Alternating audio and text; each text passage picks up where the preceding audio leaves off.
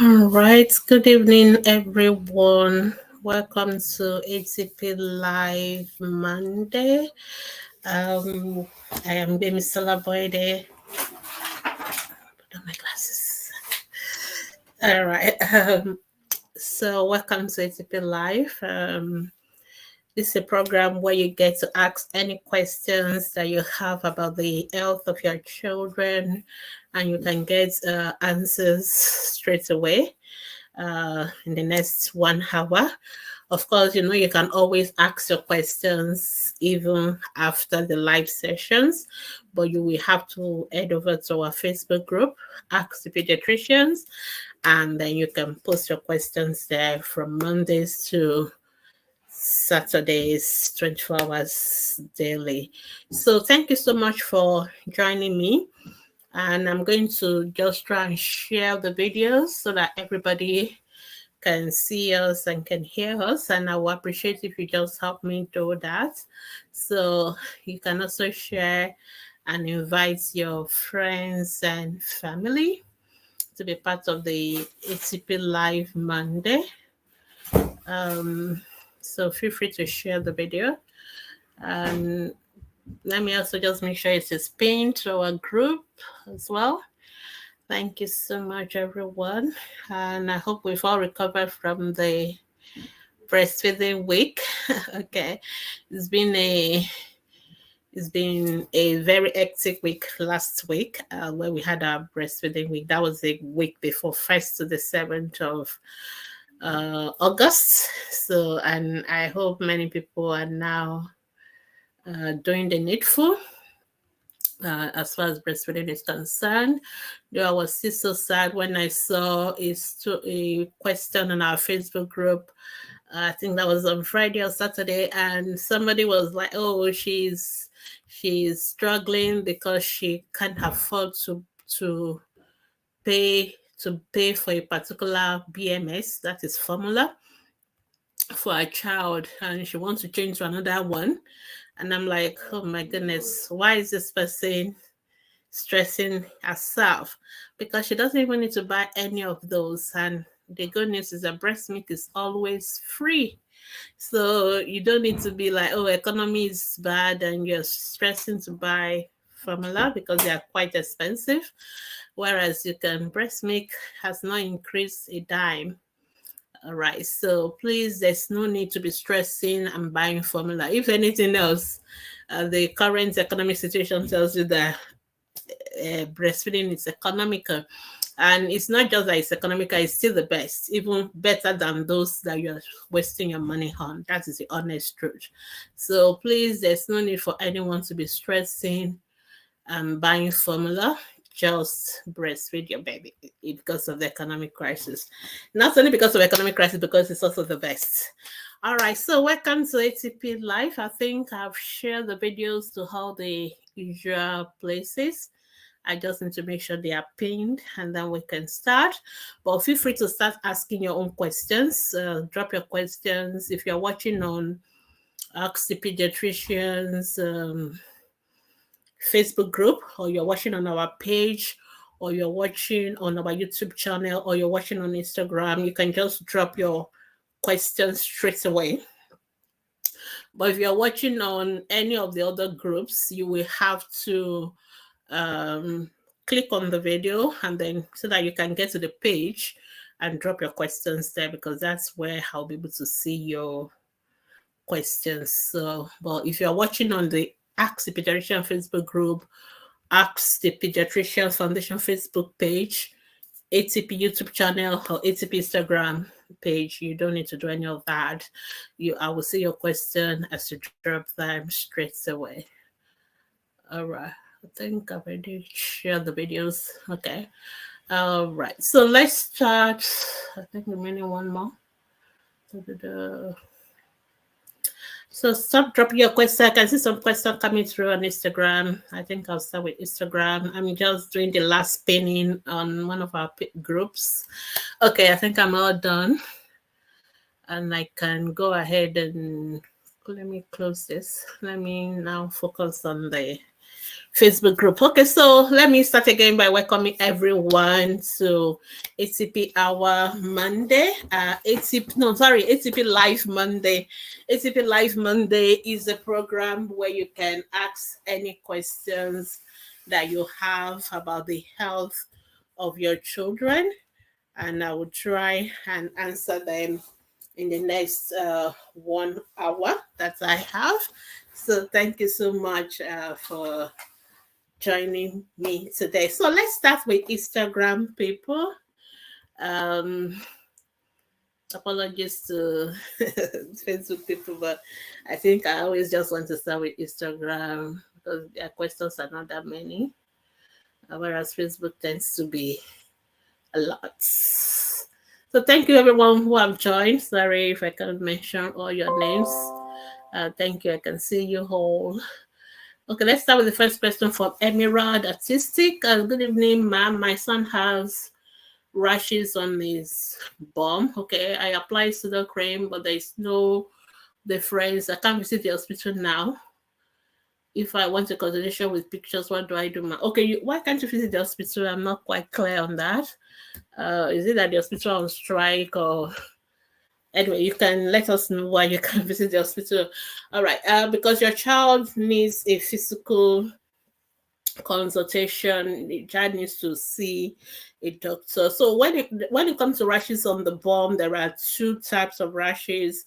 We have the nappy rash, which is due to either the fact that you don't change the nappy too frequently, or you're applying powder or anything that is irritating the child's bum.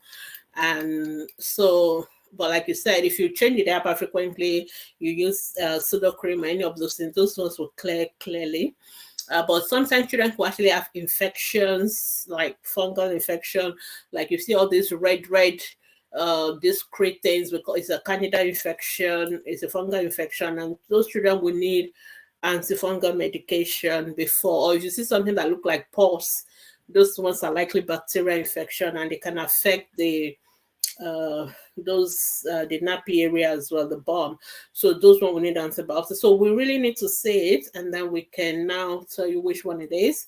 So if you're asking that you want to see our private, any of our general pediatricians, there is, if you look at on the Instagram, the introduction part of it, there's our phone number there, and you can send us a WhatsApp message, and they can link you to any of our pediatrician that does virtual consultation, because we can only do face-to-face right now only in Lagos, Nigeria. And I'm not even sure whether we really don't have many of our doctors on ground anymore. So it's best, yeah, so you can contact us for that. Then we can advise you further.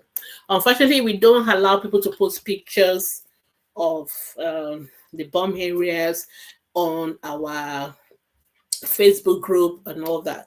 Number one, it's not good, because I know that you meant well, that you're sharing that picture for the purpose of medical consultation or getting an advice, but because there are also bad people who abuse children, and they share pornographic pictures of children. So all pictures that shows private areas of children, their genitals, the bum, we don't allow. And please do not send me those kind of pictures. I usually would delete them straight away on my any platform you send it to. Please don't do that, because actually for health professional, it's a very serious crime if they find if you are dealing with. And I know many of you mothers are very, you don't see it as a big deal. You take pictures of your children naked and you just send it on Facebook, on WhatsApp. It's wrong. Many of the time I always delete those pictures. I don't even look before I delete them. So please don't post pictures of children naked. Even when you want to take pictures for us on our Facebook group, I always tell you, wear nappies or pants for the child. You must wear something. Even if you crop it off, I will still delete it. Once I know it's a naked picture, you must always, because people can have a way of, even doing things that they can do even with cropped up pictures and all that. So please always cover children up. Don't just take pictures of your children naked and upload it to social media or to devices. This is wrong. And please don't send it to any healthcare professional. Don't put our profession in trouble or don't put the such people in trouble. So just it's better you see us physically for those kind of stuff. All right, I hope that's helpful, Emirad. The next question from Instagram, Nonuju, say good evening. Please, my 10-month-old daughter stopped eating like she used to. Could it be teething, or do I take her to the hospital or give her multivitamin? Number one, teething does not make a child to stop eating, so it is not teething. And I generally don't like mothers thinking teething for everything. Is please always avoid blaming teething for any symptom. In fact, you don't even put it in the list at all, because teething is a completely normal developmental milestone, and most children will have their teeth without you knowing at all and without giving any symptom whatsoever. Definitely, it doesn't make them sick. And two, so there are many reasons why a child could stop eating, a 10-month-old, because that's the age of complementary feeding. And sometimes mothers we get stuck in giving our children the same food all the time. Some people is just pap and milk 24/7. I mean, even if it is you, you will get tired. Or some will only give the particular cereals that we've bought in the stores, and we just, because it's easy and convenient, and you just always give. After a while, the children get tired of those meals and they don't just want to eat it again. So we always encourage you to do variety. You should always be one step ahead. At least aim to introduce one new food per week. So if you go to our Facebook group or our website, we have a lot of videos and we have podcasts. We have articles on the principles behind complementary feeding and how to go about complementary feeding in a way that will so variety is one of them. And if you're always introducing variety, it's very, very rare for the child to just kind of stop eating everything. Though sometimes children could stop eating when they are sick as well, but that may be the first symptom. Then they will start having other symptoms like the fever, the vomiting, and all those stuff. So if there are other symptoms like that, then you may need to uh take the child to the hospital. But make sure you revise what you're doing in terms of the feeding of the child. Are you doing variety and all that? So you should do that and make sure you're feeding your child properly. But if you're doing the right thing, you are giving variety and all that, and the child still does not want to eat. So I hope you are still breastfeeding as well, because complementary feeding is not a replacement for breast milk. It's a complement, it's an addition, it's an add-on. So keep breastfeeding, then keep trying. Then there's no food you're eating that your child cannot eat, and your child does not have to eat something you buy from the stores. The same food you're eating, let your child try them. The same swallow with the same soup. You may want to try less spicy stuff and more of, maybe something drawing soup and all that. You can do your mashed potato, mashed yam, rice, everything. There's a way you can make all these things and offer your child, and be patient. And remember, the child doesn't have to finish a bowl of everything before you say the child is eating. All right, sometimes the first time it just be 1 or 2 spoons or 3 spoons, that's fine. Then gradually you build on it. The more you feed them, the more they eat more and they're comfortable with it. But you just have to try all that. But like I said, if you have other symptoms and you worry about other symptoms that may suggest illness, then you have to take the child to the hospital. And finally, on your multivitamins is not an appetite booster.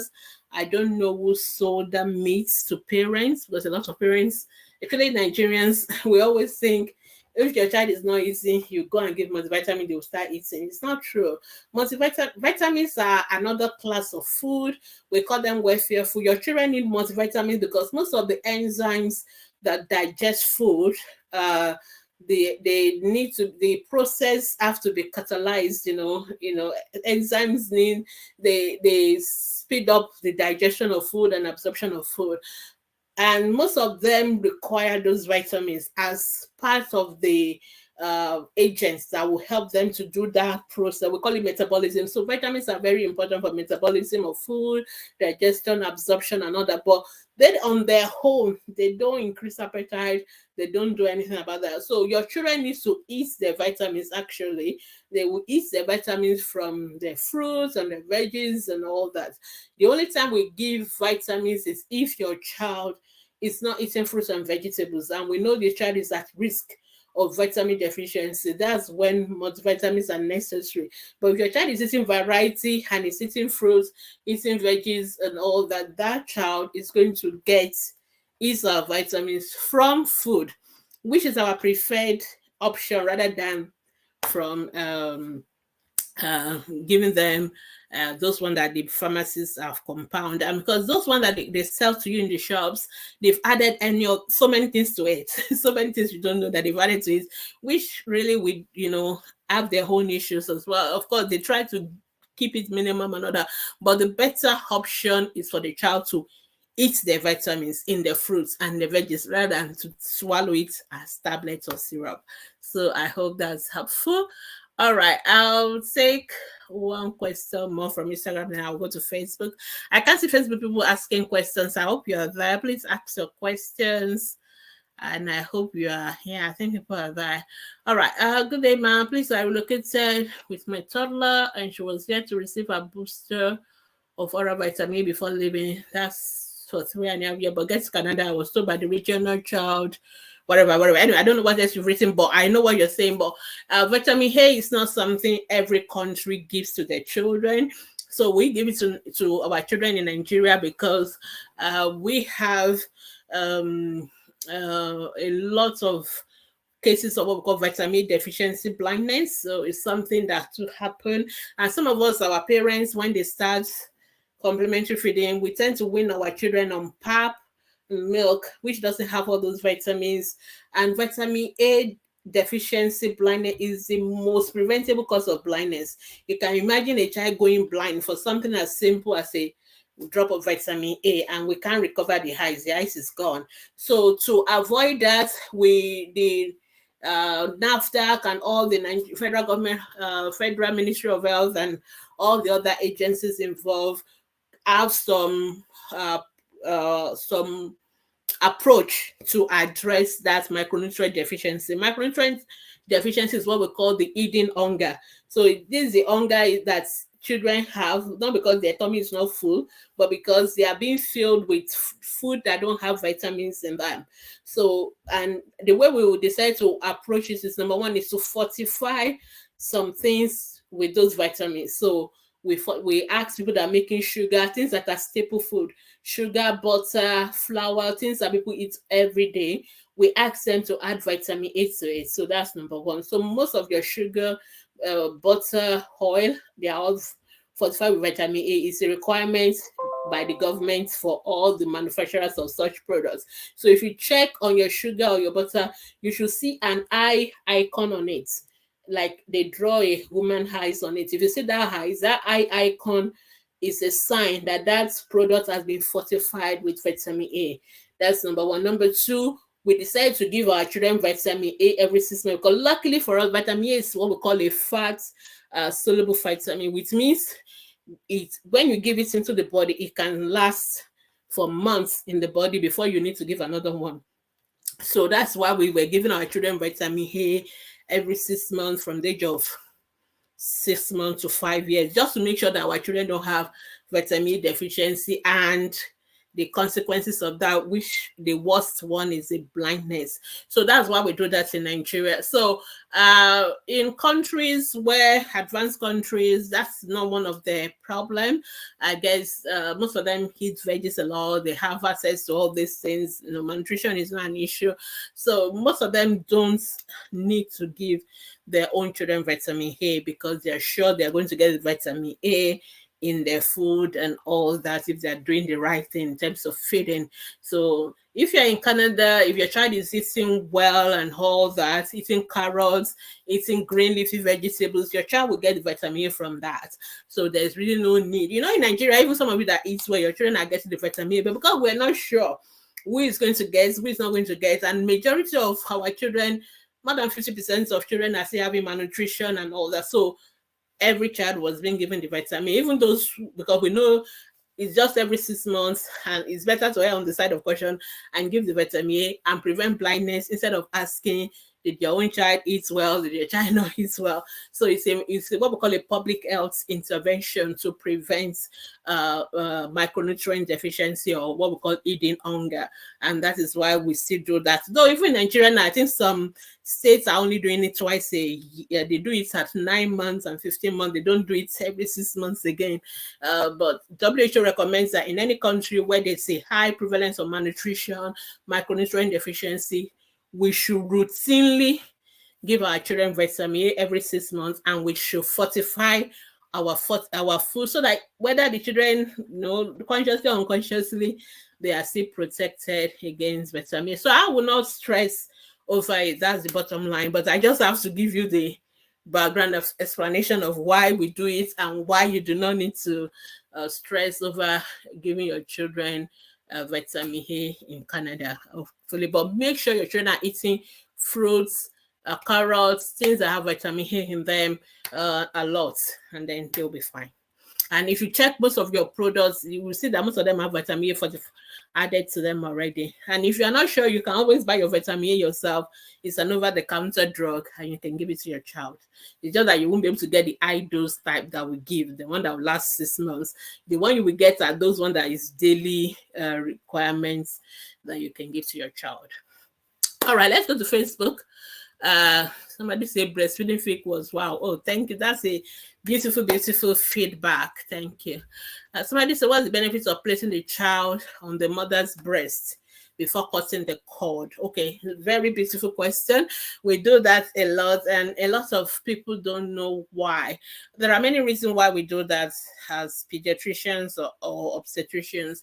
Number one, we want to keep the baby warm. So when the baby is born, the baby was coming from an environment we call that is more like an incubator. So the womb of the mother, the uterus, is an incubator. It keeps that baby warm. Everything is the right temperature. It's a lot of water around the baby, and the baby is, is very warm. It's almost like 37 degrees. So the baby is now born, and of course, they are naked, all the body is exposed, so they are going to lose heat very rapidly, and they have a very thin skin, not too much of fat underneath it and all that. So we don't want them to lose it. And one of the ways to keep the baby warm is to put them on the mother's breast, and that heat from the mother will be getting to the baby. So it's a form of incubating, it's a form of making sure that baby is warm. So we'll put them on the mother's breast, and sometimes we even cover them, especially for the preterm babies, while the nurses are still doing their cleaning and all that. So if baby has been born, you can keep the baby clean immediately. And it's also part of bonding. We want the mother and the baby to start bonding together straight away. So it's also why we do that. Finally, babies, when you put them on breast, they start looking for the breast milk. So it's also a way of getting the baby initiated on breastfeeding, because like if you remember during the breastfeeding, we want our babies to start breastfeeding within the first 1 hour. We're not saying you should wait until 1 hour. I hope some of you didn't misunderstood that what we said earlier is that the baby should start sucking not less than 1 hour after birth. So immediately so most babies, once you put them on the mother's breast, they start looking for the breast, and they get to the breast, and then they can start breastfeeding straight away. So that's why we do that. So I hope that is helpful. All right, let's go on. Facebook people, I can't see your questions, so I hope people are there. Can I continue to give my baby of 5 years vitamin A? You don't need to give your baby a vitamin. The main problem of malnutrition and all that, we worry about them in children under the age of 5. That is where it's an issue. Your child after the age of 5 still needs vitamin A, but we are hopeful that by now your child should be eating everything. Your child should be eating variety, fruits, veggies. If your child is eating variety, is eating liver, meat, is eating green leafy vegetables, things that have colors. So when you cook food, make sure your food have variety colors. Also are eating vegetables that have different colors. Your child will likely get vitamin A. So most fruits that are orange in color, they're green, most of them are very rich in vitamin A. So you don't need to give them the oral vitamin A. You just need to make sure that you uh you are making sure that they are eating well, so they will get the vitamins hopefully from that food that they are eating. So I hope that is helpful. um all right, so those are the questions I have on is Facebook, and I hope you are all uh you are there. So if you have questions, please post your questions. I'll go back to Instagram. Uh Instagram question. Okay, I've answered that. Another question. Onyx. Okay, see the same person. Okay, you've completed your question now. Okay, yeah. So I've advised you already. Okay. Next person. Okay, so that's all the questions I have for now. So I don't have any other questions. If you have any questions, feel free to put your question on Facebook. I'm worried that Facebook people are not asking questions. So I also, it's not that people are not aware that we are live. All right. So anyway, that's fine. But just an announcement for our mothers, for you to know that we now have the Nigerian government is going to be giving the girls what we call hepatitis, human papilloma virus vaccine. Sorry, my apologies. HPV vaccine, human papilloma virus vaccine. The National Primary Health Care Development Agency, which is the agency under the Federal Ministry of Health, saddled with the task of making sure all our children get all the immunizations. I've brought out a notice which I've shared on our Facebook group, Instagram, everywhere, and if many people have seen it. But for those of you who have not seen it, please be aware that there's going to be immunization. The HPV is not yet part of the national program, and hopefully it's going to be part very soon. But there's going to be like a once-off or a supplementary kind of vaccination. So all your girls between the age of 9 to 14 years from September, go to your health center, ask about HPV vaccine, and make sure you get your children immunized. The HPV vaccine, human papilloma virus, protects our girls against cervical cancer. Cervical cancer, I think either is number one, number two. I think it's number two in terms of the causes of cancers in women. All right, and the most common underlying factor for it is the human papilloma virus infection. That is HPV. HPV will cause some changes in the cervix in women, and subsequently when they can develop cervical cancer. So what we're trying to do is to prevent the cervical cancer that are due to HPV, human papilloma virus, and the way to do it is immunization. So please, the girls 9 to 14, take them to the health center. I think it's starting from September, and you can, let me just bring up it's starting from September, and you can just go to your health center. It is nationwide. All the health centers, ask them, I want to take HPV vaccine for my girl, and they'll be able to give it to your girls. Please share the news, spread the news. We're hopeful that after this it will become routine part of our immunization, but currently it is not yet routine, but we're hoping to become routine. But please, for those of your girls that are between 9 and 14, take them to the health centers and they can get immunized with HPV and get protected against cervical cancer. And I see so many of you have asked so many questions about it on our Facebook group. Some of you are asking whether you as a woman, you can also take it. Yes, you can, but I'm not sure they're going to give you for free as part of this campaign. I think this campaign is targeted or is targeted towards our children who are 9 to 14 years old. So if you have not taken HPV as a mom, as a woman, and you want to take it, you are there's no age limits for taking it. You can always take it. It's 3 doses, 0, 1, and 6 months. Those are the gap for taking it. But the girls, we just give them, I think, 2 doses. So you can always go for it. But I guess you may have to pay your own bill. So, but you can ask, who knows, maybe you may be lucky and they may give it to you. But if they don't give it to you, then you are welcome to pay for it and get it for, it's available, and it is not, I'm not sure the costs and all that, so I will just leave that uh, alone. But you can take it even as adults. It's not only for children, and but the one that is going to be free for the children um, is from, I think from September they will start to give it. So please, please take your children there. I noticed somebody was telling me, oh, make sure you remind us again. No, and I'm like, it is your responsibility to know these things. Okay. A lot of us mothers and parents, we like to push responsibility of everything to the health professionals. We want the health professional to tell us, to remind us when it is time to take your child's immunization. You know your child needs immunization. So you should know, you should put this in your reminder, and you should aim to make sure you go for your immunization when it is due. So we will try and remind you, no problem.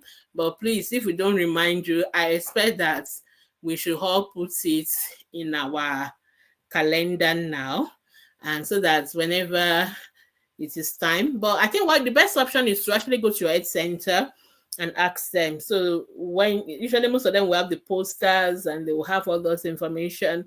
So you can always just walk in. Every Nigerian should have an health center, not up to 30 minutes walk from your house. That's the idea. Every it's just like the wars, it's just like the political wars. It's the same thing with health center. We at least there should be an health center within 30 minutes walk or drive from you. So just look for the nearest health center, or you can go to general hospital. If you don't have a health center, they'll be giving it free. So please take your girls. Some of you are asking your girl who is not yet 9 years old, who is going to be 9 years old in November. You can give it a go first. Ask them. And I don't think there's any harm in giving it. Some countries give it as early as 7 years. So, but you can ask them and whether they can give your children. But if your child is already 9 to 14, please and please go for the immunization to protect your children against cervical cancer. And while I'm on that, let me just remind the ladies, remember to go for your pap smear.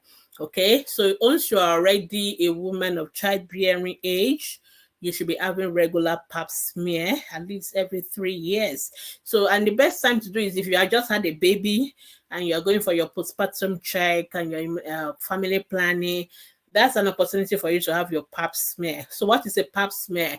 So pap smear is a procedure where we'll take a scraping of the cervix and then they look it under the microscope and they try to look for evidence of abnormal changes. That's what we call pre-cancer changes. There are some changes that happen before cancer itself happens. The cervical cancer we're talking about, before it really happens, some changes would have happened earlier. And if we pick it up at that time, we can actually cure it. In other words, there are treatments that can be done at that point that can completely cure the cervical cancer.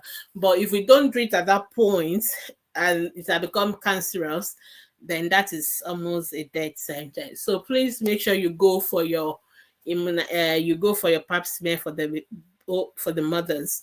And when they give you an appointment, don't miss it. Please go. I know some of you don't like the procedure. It can be a little bit invasive, but it's a very short, within 5-10 minutes you are out, but it can be life-saving. So please do your pap smear and take your girls for immunization, HPV immunization, and so that they can be protected against cervical cancer. All right, so I've given you that free free announcement from Ask the Pediatrician Foundation on behalf of the Federal Ministry of Health of Nigeria, the National Primary Health Care Development Agency, and all the other bodies, pediatricians, everybody involved. All right. So thank you so much. All right. I still don't have any questions. So I guess today is a no question day. I hope it's not that Facebook is playing some games with our our platform. So I can't see any questions. So if you have questions, please feel free to drop your questions and ask. And of course, if you have any question beyond ATP Live Monday, feel free to always go to our Facebook group and we'll try and answer them. All right, I think one question has dropped. Let's go to Facebook. Good evening, Doc. Please, I've been having fever since Saturday. Blah blah. I went to the hospital. I was not getting better. Okay, this group is for children, but you are saying okay. So you have full block of malaria. You have malaria. You have little malaria. I always don't understand what that means. It's either you have malaria or you don't have malaria. It's not like having little malaria, little typhoid. Anyway, that's Nigerian method of reporting things. Okay, so my question is, will the high temperature affect your 10 weeks old? No, it shouldn't. Why should it affect a baby? No, it should not. Because I notice it gets warm each time I feed him when I'm hot. You are hot. So if you are hot, you cannot decide whether somebody else is hot. Everybody's going to be hot to you when you are hot. That's the truth. So if you are worried that your baby may be hot as well, just get a thermometer. I hope you have a digital thermometer. Every mother should have a digital thermometer. It's so cheap and it's something you should always have as part of your first aid box or arsenal, whatever you want to call it. So always have a digital thermometer. So anytime you think your child is warm, what you need to do is to put the digital thermometer. So there are lots of them. We have even the infrared one that we were using during COVID. There is one that you can put under the armpit. There's one you can put in the anus. There's one you can put in the mouth. But make sure it's digital, something you can read off. I don't want you to stress over how to know what is the temperature. So get a digital thermometer, put it for your child. If the temperature is 37.5 and below, then that is fine. Anything above 37.5, that is fever. And if your child is also having fever, you can give paracetamol, and then you can also take the child to the hospital just in case the same mosquito that beat you has also beat the baby and transfer the malaria to the baby. So that's what you need to do. But don't rely on your hand or your feeling, because you're already hot. So anybody you touch will still feel hot to you because that is how you are feeling. All right. So and I always tell mothers that is why we have that instrument called a thermometer, because our hands as mothers are not reliable. Your hand is not an instrument and it cannot tell you temperature accurately. So we need a confirmation using an instrument, and that's our thermometer, and that would tell you the correct, accurate temperature of your child, and then you can take your decision based on what that is. All right, thank you. Okay, only say his temperature is normal. When okay, you check already, it's normal. So your baby is not. I already know your baby is not hot because you are the one that is hot. So if you are hot, and that is even why sometimes you are hot, you don't know you are hot. And mother will say, "Oh, my baby is always hot," because they are the one hot, but they think it's the baby that is hot. And that's why I always tell mothers, use your thermometer. Don't use your hand. Because if you are the one feeling hot, you will think baby is hot and baby is not hot. So always use a thermometer, and I rely on the thermometer. I believe it more than your hand. All right. So you say your baby's temperature is 36.2. That's fine. So your temperature should not be going to 35. So that your thermometer, you may want to go and you want to go and check it, because sometimes some of those thermometers, some of them may be faulty. So if you are getting very low temperature, you may be faulty. So make sure you may want to buy another one, or you can check on your own self or check another child and check, just to be sure whether the thermometer is working well. Make sure you leave it long enough. So there's a way to do it. Sometimes you have to leave it for up to 2 minutes until you hear the beep before you read it. Don't just put it and bring it out. That's incorrect. Make sure you switch it off, then switch it on, put it in with the right place, leave it for the duration of 2 minutes or so, or whenever you hear the beep, and then you can now read it. So, but anyway, as long as it's not high, I'm not worried. Unless you have any doubts about your temperature, your thermometer, then fine, feel free to get another one. Like since you've been to the hospital, you could have asked them to check for you as well. They could have checked your baby's temperature in the hospital as well, and then give you the right answer. So, honey, I don't think you need to worry. Just get yourself treated. Once you are well, your baby will be well. And I hope you told your doctor you are breastfeeding, because there are medications that they should not give you if you're breastfeeding. But most of the anti-malarials are fine for breastfeeding mothers, so I don't think there's any problem. All right. So thank you for your question. I'm not sure we have any new questions on Instagram. I hope people are dropping their question in the right place. Okay. So if, like I was saying something before the questions came in, like if you have any question after the ATP Live, remember that you can always go to our Facebook group and you can post your questions there. We are always there. Some of you are not always happy because sometimes you ask questions and it takes us a longer time to answer the question. So there are different category of questions. So there are questions that our moderators can answer because they are everyday, frequently asked, but bread and butter kind of questions. But there are questions that are more specific, like the kind of twists and turns that you put in the question. A moderator won't be able to take that straight away. So you definitely need a professional to answer that. And if a professional is not yet online, remember that professionals don't sit on Facebook or Instagram 24/7. We go to work. I've been to work today. I just came back barely 10 minutes ago before I came live. So we will not, I've not been to the Facebook group today to answer any questions. So we will only answer our questions at when we have the free time. So if you have any urgent questions, like my child is convulsing, my child has had a fall, something that requires pam, pam, pam, immediate answer, don't post it on the Facebook group. Just go to the hospital. You will meet us there. You'll meet myself and my colleagues in the hospital. That's where you will see us. So, but if it's a question like, oh, my baby is not eating, how do I get my baby to eat? How long do I? Things like are just general information.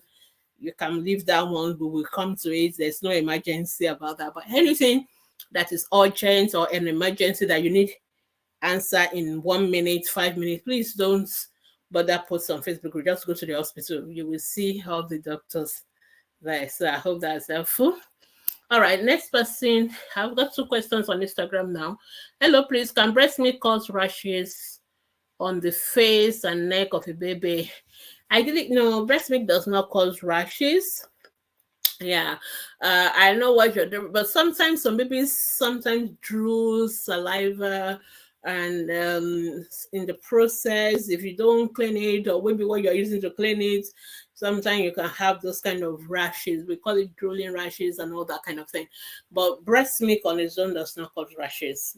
Breast milk, no. Maybe unless your baby is allergic to breast milk, is a very almost impossible scenario. So if your baby is having rashes on the face and on the neck, how does breast milk cause that one? Because breast milk is from here.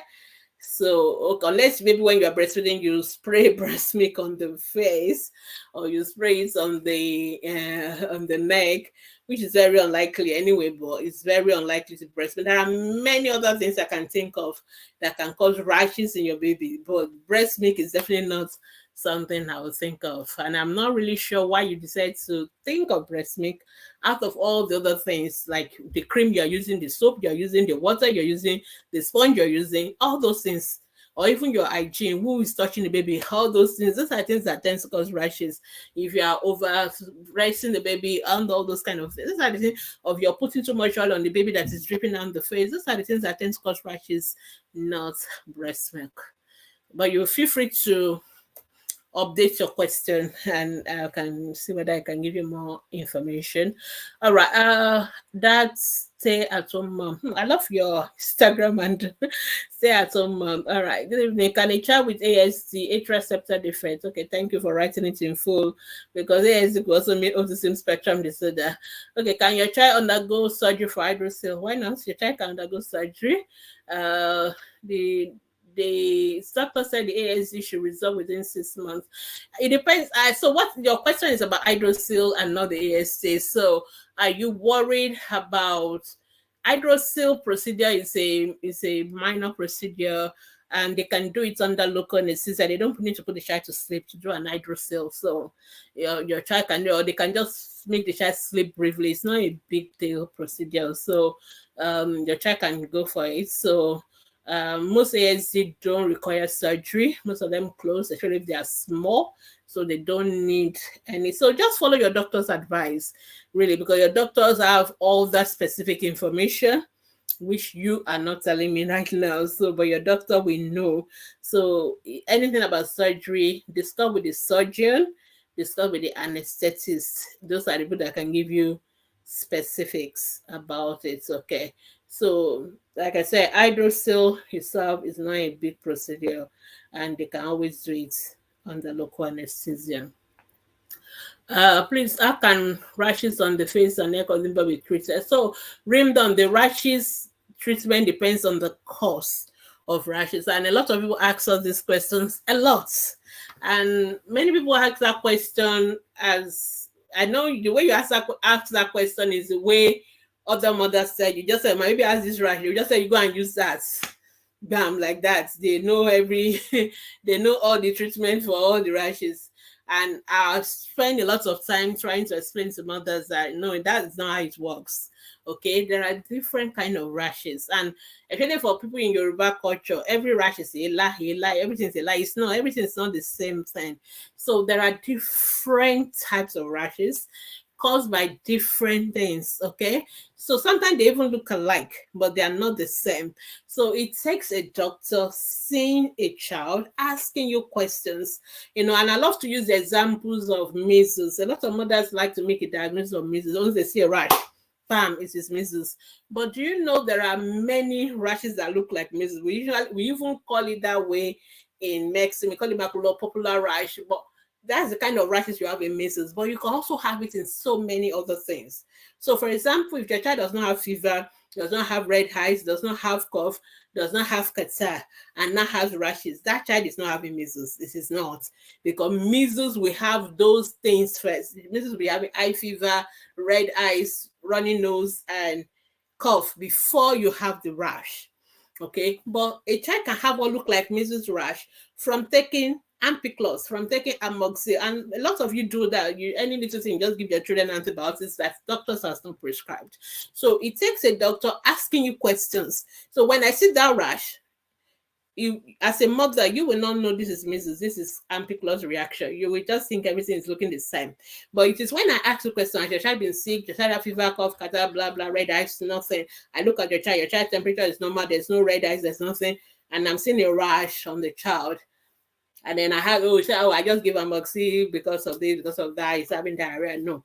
Then I know it's a rash from a reaction to a drug, not measles. Okay. But if your child has having fever or red eyes, I can see all the red eyes, I can see all the cough and catarrh, and it's not having rashes, then I know this is a viral enzyme. So that's just an example to tell you that rashes can look exactly the same, but they are caused by different things. And there are so many other viruses that can cause similar rashes to that of measles as well. So please avoid experienced mothers that once you tell them my baby has a rash, they just say you go and use this. It is a very dangerous approach, because number two, some of you, the product they actually going to use will even worsen the rashes. Okay, for example, if your child has a rash due to a bacterial infection and people just tell you go and use this particular product, most of those products have steroids in them, your child's rashes are going to get worse. And some of you do honestly do say that, oh, when I start using this thing, the rash gets worse. And mothers always believe that that's the way people ask questions. I say those products, they're supposed to fix all rashes. I'm always laughing when I see those questions like, oh, my baby has rashes and I've used this thing and the rashes has not gone. It's as if Why would it not go? Because I've used that. And I'm like, why will it go? Because you use that. Because you know what is causing your baby's rash. So there are different kind of rashes. There are different causes of it. So you will never see a good doctor tell you, when you tell them I have a rash, go and use this. No, we need to ask you questions. We need to see. So that's why it's practically impossible for me to answer any question about rashes on this platform, because you can't even show me a picture of the rash. I need to see the rashes. I need to ask you more questions. How long has child been having the rashes? Is it itchy? Is there any fever? Where are the rashes? Is it a rash only on one hand, not on the other hand? That is a different kind of a rash. If a rash is only on one side and not on the other side, there's a problem. It's a different kind of a rash, okay? But there's a rash that's all over the body. There are things I'll think about. So we need to know all that before we can say, okay, this is the cause of your rash. This is what you need to do. Some rashes don't require treatment. It may be as simple as stopping what the child is reacting to. Some of us mothers, especially, all this product you put on your baby, all those cream, oil, all those things, they smell nice, but most of them are full of chemicals. Like, baby skins are so sensitive, they react to all those chemicals, and then they have rashes. All you need to do is to stop all those chemicals, stop all those products, use something natural, your olive oil, your shea butter, your baby skin will be fine. So sometimes it is all this, everybody's coming, baby, carry baby, everybody's carrying baby, not washing their hands with soap and water, and as they're leaving all the stuff, all the infections on the baby's skin, and then maybe it's going to have infections. So sometimes it's not enough for us to give you antibiotics. We need to tell you, please, people should wash their hands before they touch the baby. You don't have, everybody does not need to carry baby. They come to visit you, not the baby. The baby does not need any visitor. The baby that needs visitor is the mother. So you can go and greet your visitor and let the baby be alone. It is very true. I know Nigerian mothers don't like to hear that. They want to carry their baby to everybody. Even when I go visit people will bring babies to me like, oh, Dr. Baby, carry her like, and I said, okay, just give me something to wash my hands, give me any sanitizer. So I do that deliberately. So please, those are the things you need to bear in mind. So for the person asking that question, rim down, please. If you're on our Facebook group, you can post your question, because you can put a picture on the group and we can look at it and we can give you advice. And some of you don't like when we tell you still have to go and see a doctor, because there are some things we still cannot undo on Facebook, because we don't have time to be going back and forth. We can't do that. So we still need to see you one-on-one. One of our colleagues need to see you, ask you all those plenty questions before they can now say, okay, this is the cause of the rash. This is what you need to do. This is not everything. And there are some rashes in babies that don't require anything. Just leave it alone and it will go on by itself. So I hope that is helpful. Okay. Okay. Rimna say, oh, thank you for your advice on breastfeeding your baby suck. Oh, I'm happy to hear that. That's why we're here. So keep breastfeeding, but take your baby when next you go for immunization. When you go to the hospital, show them the rashes, let them tell you. But general advice I give to mothers, especially if you're a new mom, go to our Facebook group or our website, read the article on proper baby skin care. It says some basic skin care for babies. Sometimes just doing that alone will fix all the skin rashes. Okay, what you should not do. Some of you use a lot of powder. Most of those powders are not necessary. And a lot of mothers are like, when can I start using powder? I'm like, why do you need to use powder? Because what most of those powders, what they do is to dry up the baby's skin. And when they dry up the baby skin becomes dry, itchy, irritated, and then babies are having rashes. You just need to keep skin moisturized. You need to let moisture, something that will keep water trapped on the skin, not something that will dry it up. So that's it. So we said don't use powder, use natural products and all that, Sometimes wash your hands, hygiene around the baby. Sometimes that's all. You don't need to use all this sponge where you scratch the baby. So those are the things that we need to do, and your baby will be fine. All right. I think our time is running out. I have 6 more minutes, and I think that's all the questions I have. No problem. So if you still have any questions, feel free to post it on our Facebook group. I just want to remind those who were not here at the beginning, remember that it's going to be HPV immunization for all the girls 9 to 14 years in Nigeria. So please spread the news, and go to your health center I think from September, or you can just start asking them now so that they will remind you, or they will let you know exact dates when they are going to have it. So take your girls 9 to 14 for the HPV immunization. Let's protect our girls against cervical cancer. It's a very horrible, dreadful disease that killed women, especially women. Once you're sexually active, having children, you're at risk of cervical cancer. So, but if our children are immunized, then they are not likely to have cervical cancer. So please take your children to that. Okay, Amira say you've gone to you signed a WhatsApp chat. Okay, you will get an answer. Just relax. We have closed for the day actually. It's 9 to 5, so just wait, but we'll respond to you later. All right. So I don't know whether there's anything else that I've left out. All right. So nothing else. Okay. So if you still have any question, like I said earlier, you can put it on our Facebook group from Mondays to Saturday. Remember, we have about 4 Facebook groups. We have Ask the Pediatricians, which is our main group for parents to ask about health of their children. We also have the ATP family, which is for the adults to ask about their older children, and to ask about adult health issues, pregnancy and all that. Please post your question in the right group. So if you ask adult health question on Ask the Pediatrician, we're not going to answer it. If you ask children health question on ATP family, we're not going to answer it there. So you have to make sure that you put your questions in the right platform. If you're a mom that need like emotional, psychological support following either the loss of a pregnancy or the loss of a child, you can post your question. ATP Still a Mom Nigeria is a support group for parents. You can chat to other parents who have gone through the same. And if you're a first-time mom, you can go to our FTM Baby Care Ready group and you can post your questions there as well, and you will get answers. So those are our 4 groups. We also have other resources. We have our website, www.askthepediatricians.com, where you can ask any questions that you have about the where you can read all the topics about health issues in children. Feel free to read our articles, and you can still ask your questions there as well, though the response is not as fast as that of the Facebook group. We also have a podcast, Ask Dr. Bemi ATP podcast, where you can listen and watch on Spotify, on Google Podcasts, Amazon Music, all the podcast platform. Just look for Ask Dr. Bemi ATP and you can listen to some of this. I actually do a teaching every Thursday, and it's also available on Fresh Words Radio, where you can, where I just talk about a particular topic for a long time. So you may want to subscribe to my podcast and listen to it regularly.